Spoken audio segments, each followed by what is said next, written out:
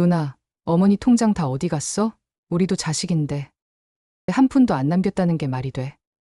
장례식장에 나타난 남동생들은 상복도 입지 않았습니다. 대신 손에 들고 온 건 변호사 명함이었습니다. 59살 정희 씨는 부모님 간병 때문에 국민연금도 퇴직연금도 제대로 못 부은 사람이었습니다. 노후 준비는커녕 매달 적자를 메우느라 통장 잔고는 늘 빨간불이었죠. 그런데 장례식장에서 돌아온 건 감사가 아니라 법정 소환장이었습니다. 59살 정희 씨는 평생 장녀라는 이름으로 살아왔습니다. 오늘은 30년을 바친 그녀가 마침내 정당한 몫을 되찾은 이야기입니다. 구독과 좋아요는 더 좋은 이야기를 전하는 큰 힘이 됩니다. 여러분의 경험과 생각을 댓글로 나눠주시면 감사하겠습니다. 정희 씨의 하루는 새벽 5시에 시작됐습니다. 86 어머니의 기저귀를 갈고 미음을 끓이고 온몸을 닦아드리는 일. 허리를 숙일 때마다 등줄기가 찌릿했지만 참아야 했습니다. 병원에서 받은 진단명은 요추협착증이었습니다. 10년 전부터 악화됐지만 정희 씨는 한 번도 치료받지 못했죠. 엄마, 오늘 날씨 좋네요. 창문 좀 열어드릴게요. 어머니는 대답이 없었습니다. 치매가 깊어지면서 딸을 알아보는 날이 점점 줄어들고 있었습니다. 정희 씨의 손목에는 보호대가 감겨 있었습니다. 손목 터널 증후군. 매일 어머니를 부축하고 휠체어를 밀다 보니 양쪽 손목이 다 망가졌습니다. 내가 먼저 쓰러지면 어떡하지? 병원 계단을 오를 때마다 숨이 차 잠시 멈춰 설 때마다 드는 생각이었습니다. 나도 이제 병원 갈 나이인데 간병은 멈출 수가 없었죠. 정희 씨는 결혼도 하지 않았습니다. 아니, 하지 못했습니다. 29, 결혼을 앞두고 있던 그 해. 아버지가 쓰러지셨습니다. 뇌졸중이었죠. 정희야, 내가 좀 도와줘야겠다. 내 동생들은 아직 어리고. 넌 착하니까. 어머니의 눈빛을 보는 순간 정희 씨는 알았습니다. 이게 자신의 운명이 될 거라는 걸. 약혼자는 떠났습니다. 미안해요.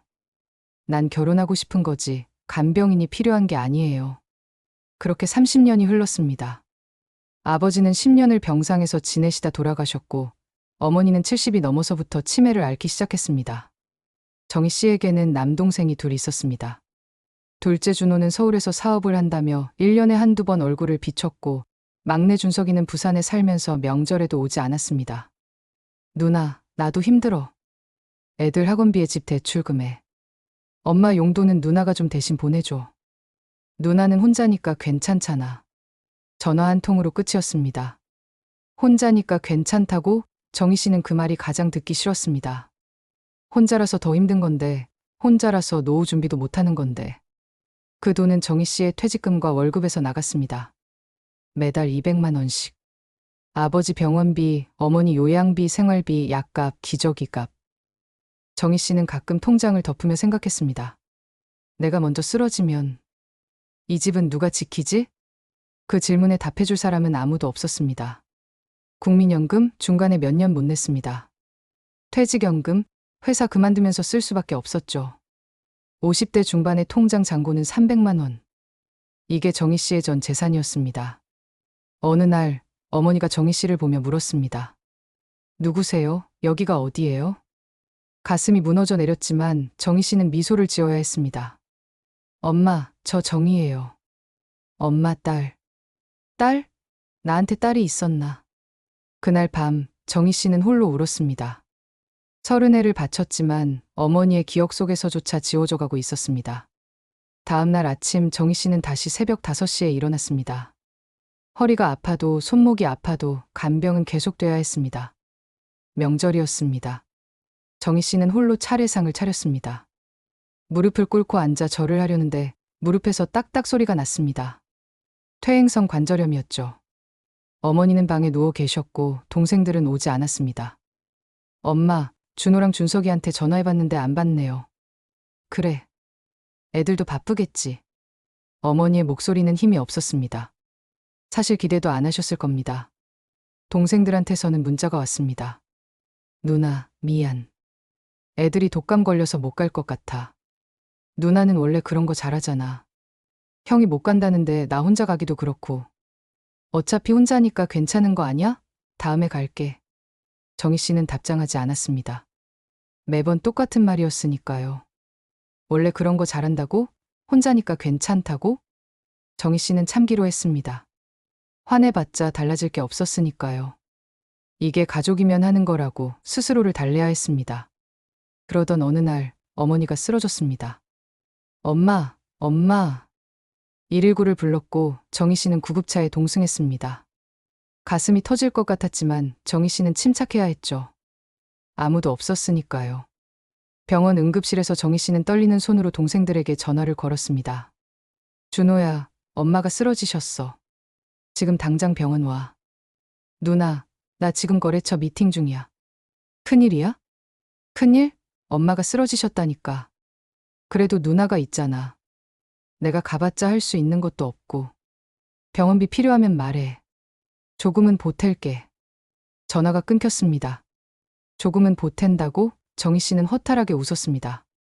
막내 준석이도 마찬가지였습니다.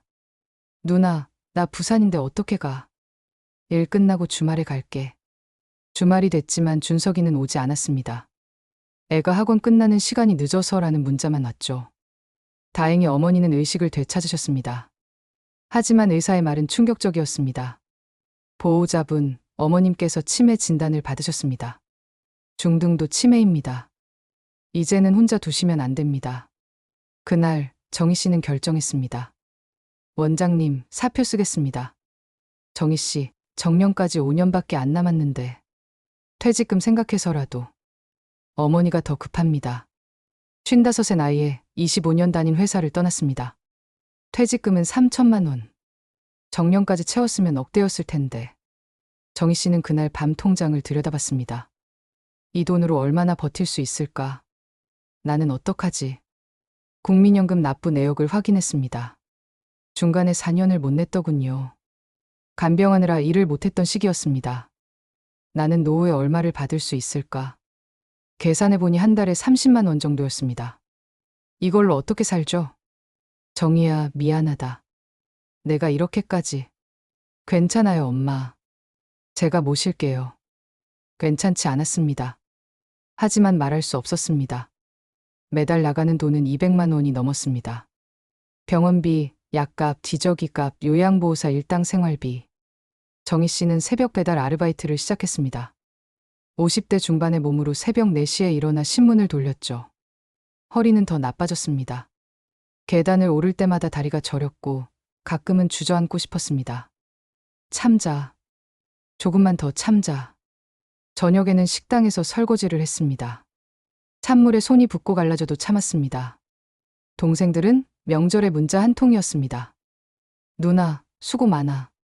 우리도 나중에 꼭 보답할게. 나중에. 그 나중은 오지 않았습니다. 어느 날 정희 씨는 감기에 걸렸습니다. 열이 40도까지 올랐지만 병원 갈 시간이 없었습니다. 내가 쓰러지면 엄마는 누가 돌봐. 약국에서 해열제만 사서 먹고 버텼습니다. 간병은 멈출 수 없었으니까요. 그렇게 또 5년이 흘렀습니다. 어머니의 치매는 빠르게 진행됐습니다. 어느 날은 집을 나가려다 쓰러지셨고 어느 날은 가스레인지를 켜놓고 잊으셨습니다. 밤마다 배회하셔서 정희 씨는 잠을 잘 수가 없었죠. 정희 씨, 이제는 전문적인 도움이 필요합니다. 혹시 성년후견제도 아세요? 담당 사회복지사의 권유였습니다. 성년후견제도요? 네. 법원에서 후견인을 선임하면 어머님의 재산 관리와 의료 결정을 법적으로 대신할 수 있어요. 나중에 혹시 모를 분쟁도 예방할 수 있고요. 나중에 혹시 모를 분쟁. 그 말이 가슴에 와닿았습니다. 정희 씨는 법원에 성년후견인 선임을 신청했습니다. 그리고 그날부터 모든 영수증을 더 꼼꼼히 모으기 시작했습니다. 병원 영수증, 약국 영수증, 기저귀 구입 내역, 요양보호사 급여 명세서, 식비 영수증. 혹시 나중에 문제가 생기면 이걸로 증명해야겠어. 노트에는 매일매일 간병 일지를 적었습니다.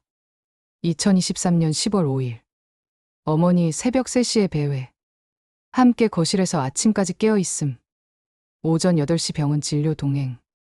오후 2시 약 처방. 저녁 7시 기저귀 교체 사회. 이 기록이 나중에 정희 씨를 구했습니다. 그런데 문제가 생겼습니다. 누나, 갑자기 후견인이 뭐야? 우리한테 말도 없이 법원에 신청했다며? 준호의 전화였습니다. 법원에서 통지가 가서 알게 된 것이었죠. 엄마가 중등도 치매 판정 받으셨어. 이제 법적으로 재산 관리가 필요해서. 그래서 누나가 혼자 다 관리하겠다고? 우리는 뭐야? 우리 동의도 받아야 하는 거 아니야? 준호야, 지난 10년 동안 너 몇 번이나 왔어? 엄마 병원비 한 푼이라도 보탰어? 그건 그래도 이건 아니잖아. 누나가 엄마 재산 혼자 관리하겠다는 거잖아. 그럼 내가 엄마 모실 거야? 그게 무슨 말이야? 나도 애들 키우느라 바빠. 막내 준석이도 가세했습니다. 누나, 우리도 엄마 자식이야. 후견인 되려면 우리 동에 필요한 거 아니야? 동해? 그럼 너희가 엄마 모실 거야? 그게. 누나는 결혼도 안 했으니까 시간 많잖아. 그 정도는 가족이면 하는 거지. 그 정도는 가족이면 하는 거라고? 정희 씨는 전화를 끊어버렸습니다.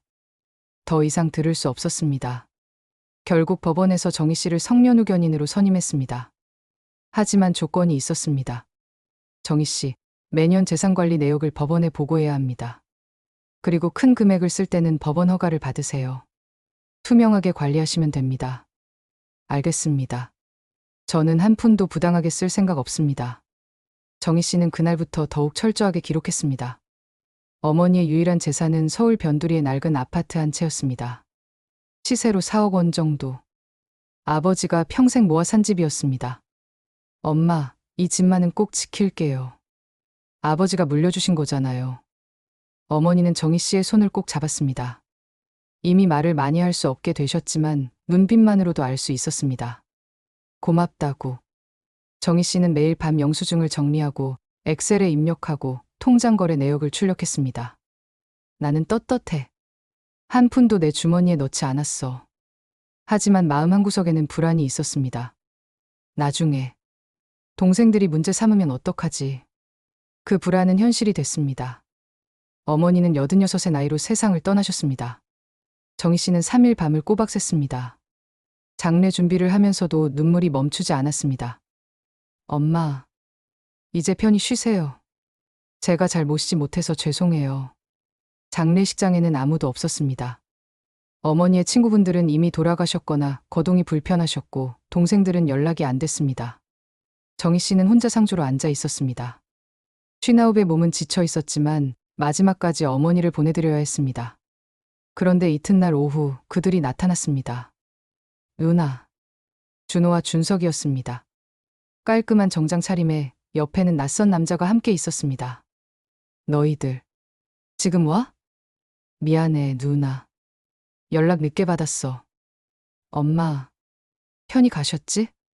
하지만 그들의 얼굴에서 슬픔은 찾아볼 수 없었습니다. 눈이 빨갛게 부은 사람은 정희 씨뿐이었죠. 소개할게. 김 변호사님이야. 상속 문제로 자문받고 있어. 정희 씨의 가슴이 철렁 내려앉았습니다. 상속, 엄마가 돌아가신 지 하루밖에 안 됐는데 무슨 상속? 누나, 우리도 엄마 자식이잖아. 당연히 법정 상속분을 받아야지. 미리 정리하는 게 나중에 서로 좋잖아. 김 변호사가 명함을 내밀었습니다. 정희 씨, 민법상 자녀들은 균등하게 상속받습니다. 세 분이시니 각각 3분의 1씩 나누시면 됩니다. 잠깐만요. 제가 30년 동안 부모님을 혼자 모셨는데 그냥 3등분 하자고요? 법은 그렇습니다. 물론 기여분을 주장하실 수는 있지만 입증하기가 매우 어렵죠. 대부분 인정 안 됩니다. 준호가 끼어들었습니다. 누나, 우리도 각자 형편이 어려워. 애들 대학 등록금에 집 대출금에. 그냥 아파트 팔아서 깔끔하게 나누자. 응? 팔아? 엄마 아버지가 평생 사신 집을? 어차피 누나 혼자 살기에는 너무 크잖아. 각자 1억 3천씩 나누면 다들 좋지. 누나도 노후 자금 필요하잖아. 정희 씨는 믿을 수가 없었습니다. 어머니 장례식장에서 아직 장례도 치르지 않았는데 재산 얘기부터 꺼내는 동생들. 너희들. 엄마가 돌아가셨는데 그게 먼저 나와? 누나, 감정적으로 굴지 마. 우리가 비정한 게 아니라 현실적인 거야. 어차피 다 나눠야 할 거 미리 정리하자는 건데. 준석이가 거들었습니다. 맞아, 누나. 우리도 엄마 사랑했어. 근데 그거랑 상속은 별게 아니야? 법이 그렇게 정해놨잖아. 그 순간 정희 씨는 모든 걸 깨달았습니다. 이들은 가족이 아니었습니다. 그냥 피를 나눈 남이었습니다. 알았어. 법대로 하자. 법대로. 정희 씨는 고개를 돌렸습니다. 장례를 치르고 49제를 지낸 뒤 정희 씨에게 법원 소장이 날아왔습니다. 상속 재산 분할 청구의 소. 손이 떨렸습니다. 소장을 펼쳐보니 더 충격적인 내용이 있었습니다. 원고 준호, 준석은 피상속인의 자녀로서 법정 상속분 3분의 1을 청구한다. 피고 정희는 성년후견인 자격으로 피상속인의 재산을 관리하면서 용도를 알 수 없는 금원 1억 5천만 원을 인출하였다. 용도를 알 수 없는 금원? 정희 씨는 화가 치밀었습니다. 그 돈 하나하나가 어머니를 위해 쓴 거였는데. 더 기가 막힌 건 마지막 문장이었습니다. 피고는 고소인들의 동의 없이 피상속인 명의로 재산을 인출하여 횡령한 혐의가 있어 이를 형사 고소한다. 횡령. 정희 씨는 그 자리에서 주저앉았습니다. 나를 도둑으로 보는 거구나. 30년을 희생했는데 횡령죄로 고소당하다니. 며칠 뒤 경찰서에서 연락이 왔습니다. 정희 씨, 피고소인 신분으로 조사받으러 나오셔야 합니다. 경찰서 가는 길 정희 씨는 고개를 들 수 없었습니다. 내가 범죄자처럼 이런 꼴을 당하다니. 조사실 앞에서 정희 씨는 준호와 마주쳤습니다. 누나, 미안해. 근데 어쩔 수 없잖아. 누나가 깔끔하게 정산하지 않으니까. 우리도 의심할 수밖에. 준호야, 나 30년 동안 뭐 했는지 알아? 알아. 그래서 기여분은 인정해 줄게. 한 20% 정도? 20%. 정희 씨는 허탈하게 웃었습니다. 조사실 문을 열고 들어갔습니다. 형사 2명이 앉아 있었습니다. 앉으세요. 고소 내용 알고 계시죠? 네. 피고소인 피해자 통장에서 5천만 원을 인출한 내역이 있는데 이게 뭡니까? 어머니 수술비였습니다. 영수증 있습니까? 있습니다. 정희 씨는 준비해온 파일을 꺼냈습니다. 병원 영수증, 약국 영수증, 요양원 납부 내역, 요양보호사 급여. 5년치가 빼곡했습니다. 형사의 눈이 커졌습니다. 이걸 다 가지고 계셨습니까? 혹시 모를 일에 대비해서요. 제가 어머니 재산을 함부로 쓴 게 아니라는 걸 증명하려고요. 그럼 2천만 원은요? 요양보호사 급여와 의료기기 구입비입니다. 여기 다 있습니다. 1천만 원은요? 기저귀, 영양제, 건강식품입니다. 영수증 여기 있습니다. 형사는 놀란 표정으로 서류를 넘겼습니다. 정희 씨는 조사실을 나오며 처음으로 느꼈습니다. 30년의 돌봄이 종이 몇 장으로 의심받는 순간이 이렇게 모욕적일 줄은 몰랐습니다. 나는 도둑이 아닌데. 나는 그냥 엄마를 돌봤을 뿐인데. 집으로 돌아오는 길, 정희 씨는 버스 안에서 울었습니다. 하지만 다음 날 정희 씨는 법률구조공단을 찾아갔습니다. 변호사님, 저 혼자 싸울 수 없을 것 같아요. 도와주세요. 젊은 여성 변호사가 정희 씨의 손을 잡았습니다. 정희 씨, 이길 수 있어요. 이 기록들이 있으면 충분히 이길 수 있어요. 그날부터 진짜 싸움이 시작됐습니다. 정희 씨는 처음으로 법정에 섰습니다. 59 평생 법원에 올 일이 없었는데 동생들 때문에 이런 꼴을 당하게 됐습니다. 방청석에는 아무도 없었습니다. 정희 씨를 응원해줄 사람은 아무도 없었죠. 재판을 시작하겠습니다. 원고 측 주장하십시오. 동생들의 변호사가 나섰습니다. 재판장님, 피고는 성년후견인 자격을 이용해 피상속인의 재산을 독점적으로 관리했습니다. 그 과정에서 1억 5천만 원 이상을 인출했고 그 용도가 불명확합니다. 잠깐만요. 정희 씨가 벌떡 일어났습니다. 그 돈은 전부 어머니를 위해 쓴 돈입니다. 제가 한 푼도 제 주머니에 넣지 않았어요. 정희 씨, 진정하시고 앉으세요. 변호인이 답변하겠습니다. 정희 씨의 국선 변호인이 일어났습니다. 재판장님, 피고는 30년간 피상속인을 홀로 부양했습니다. 여기 증거 자료가 있습니다. 변호사는 두툼한 파일 3개를 제출했습니다. 첫 번째, 30년간의 병원 진료 기록입니다. 모든 진료에 피고가 동행했습니다. 두 번째, 5년치 영수증입니다. 병원비, 약값, 기저귀, 요양비. 총 1억 5천만 원의 모든 지출 내역입니다. 세 번째, 피고가 30년간 작성한 부양일지입니다. 재판장이 일지를 펼쳤습니다. 1995년 3월 5일. 아버지 병원 진료. 오전 6시 기상, 아버지 식사 보조, 약 복용 확인. 오후 2시 물리치료 동행. 저녁 8시 침대에서 화장실 부축. 2018년 7월 12일. 어머니 치매 진단. 기억력 검사 동행. 약 처방받음. 밤새 어머니 배회로 잠 못 잠. 새벽 4시까지 함께 거실 배회. 재판장의 표정이 굳어졌습니다. 피고인, 이걸 30년 동안 썼습니까? 네. 나중에 필요할까봐. 혹시 제가 잘못했다고 오해받을까봐. 목이 메어 말을 잇지 못했습니다. 동생들의 변호사가 끼어들었습니다. 재판장님, 그건 단지 일방적인 기록일 뿐입니다. 피고가 과장했을 가능성도. 과장? 정희 씨가 소리쳤습니다. 제 인생 30년을 과장이라고? 제가 결혼도 포기하고 직장도 그만두고 국민연금도 제대로 못 부어서 노후 준비도 다 망친 게 과장이에요? 매일 새벽 5시에 일어나서 기저귀 갈아드리고 허리 망가지고 무릎 망가져서 지금도 걸을 때마다 아픈 게 과장이에요? 법정이 숙연해졌습니다. 정희 씨의 변호사가 추가 증거를 제출했습니다. 재판장님, 이건 피고의 월급 명세서와 퇴직금 지급 내역서입니다. 25년간 근무한 회사에서 받은 월급과 퇴직금 3천만 원이 전부 피상속인의 병원비와 생활비로 지출됐습니다. 그리고 이건 피고의 국민연금 납부 내역입니다. 간병으로 인해 중간에 4년을 납부하지 못했고 예상 수령액은 월 30만 원입니다. 피고는 노후를 완전히 포기하고 피상속인을 돌봤습니다. 그리고 이건 원고들의 통화 내역과 송금 내역입니다. 30년간 명절 문자 몇 통이 전부이고 단 한 푼도 송금한 기록이 없습니다. 준호와 준석이가 고개를 숙였습니다. 재판장이 물었습니다. 원고들, 피상속인이 투병하시는 동안 몇 번이나 방문했습니까? 그건 몇 번입니까? 정확히 말씀하세요. 대여섯 번? 30년 동안 대여섯 번? 1년에 한 번도 안 되는군요. 병원비는요? 보내지 못했습니다. 그런데 상속은 3등분 하겠다? 법정은 완전히 정희 씨에게 유리하게 돌아가고 있었습니다. 선고일이 다가왔습니다.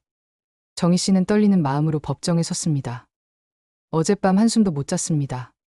판결을 선고합니다. 재판장이 판결문을 읽기 시작했습니다. 피고 한정희는 30년간 피상속인을 헌신적으로 부양했음이 명백하고 그 과정에서 자신의 결혼, 직장, 건강, 노후를 모두 희생했습니다. 피고가 제출한 30년간의 부양일지, 5년치 영수증, 병원 동행 기록은 그 누구도 반박할 수 없는 명백한 증거입니다. 이에 반해 원고들은 피상속인의 투병 기간 동안 단 한 번도 실질적인 부양을 하지 않았고 병원비 지원이나 간병에 참여한 사실이 없습니다. 따라서 본 재판부는 민법 제1008조 23 기여분 규정에 따라 피고 정희에게 상속재산의 70%를 기여분으로 인정합니다. 70%? 정희 씨는 귀를 의심했습니다. 나머지 30%를 원고들이 균등하게 나누어 가지는 것으로 판결합니다. 각각 15%씩입니다. 또한 원고들의 횡령 고소는 피고가 제출한 명백한 증거에 의해 혐의 없음으로 기각합니다. 쿵. 재판장의 마지막 망치 소리가 울렸습니다. 정희 씨는 그 자리에 주저앉았습니다. 눈물이 쏟아져 내렸습니다. 이겼다. 제가 이겼어요, 엄마. 법이 인정해줬어요. 변호사가 다가와 정희 씨의 손을 잡았습니다. 정희 씨, 정말 수고 많으셨어요. 그 꼼꼼한 기록 덕분에 이길 수 있었어요. 정희 씨는 정말 대단한 분이에요. 밖으로 나오니 준호와 준석이가 기다리고 있었습니다. 누나. 됐어. 이제 법정에서 다 끝났잖아. 누나, 우리가 정말 미안해. 진짜 몰랐어. 누나가 그렇게까지. 모를 리가 있어? 보려고 하지 않았던 거지.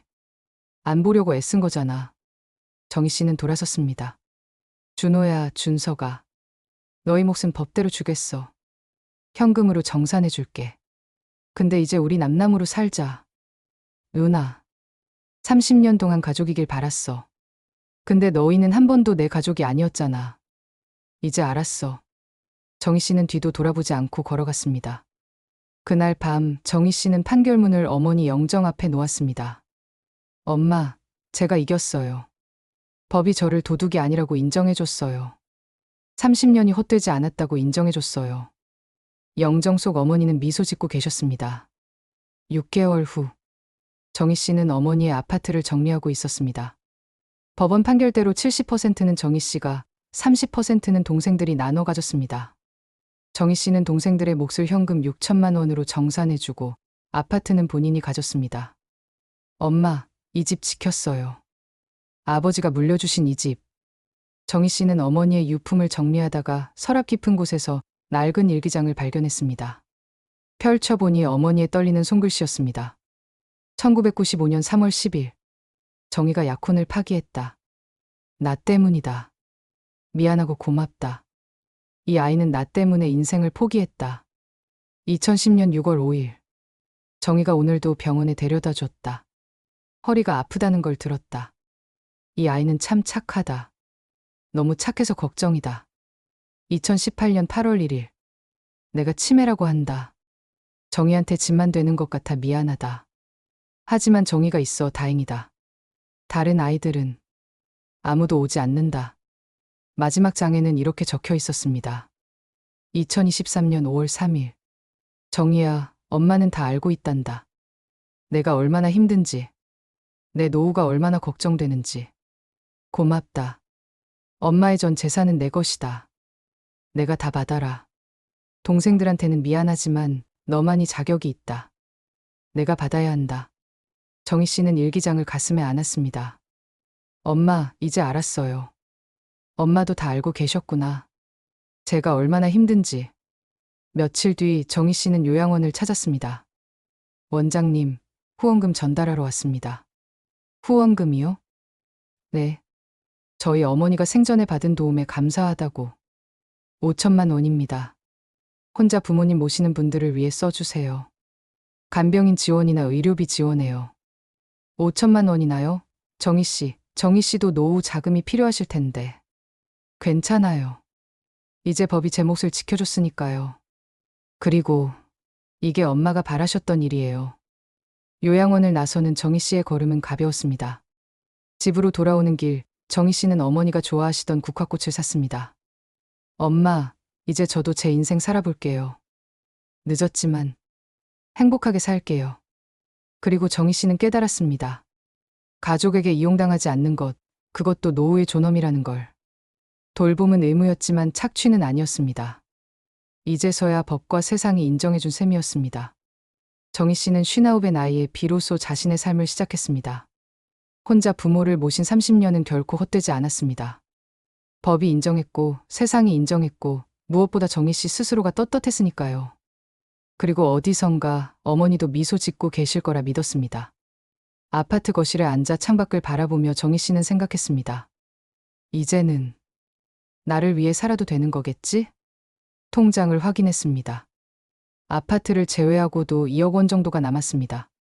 노후를 준비하기에 충분하지는 않지만 적어도 막막하지는 않았습니다. 정희 씨는 알게 되었습니다. 늦었지만 내 삶도 지킬 수 있다는 것을. 그리고 그것이 부모님을 모신 30년을 배신하는 게 아니라는 것을요. 구독과 좋아요는 영상 제작에 큰 힘이 됩니다. 항상 여러분의 건강과 행복을 기원합니다. 감사합니다.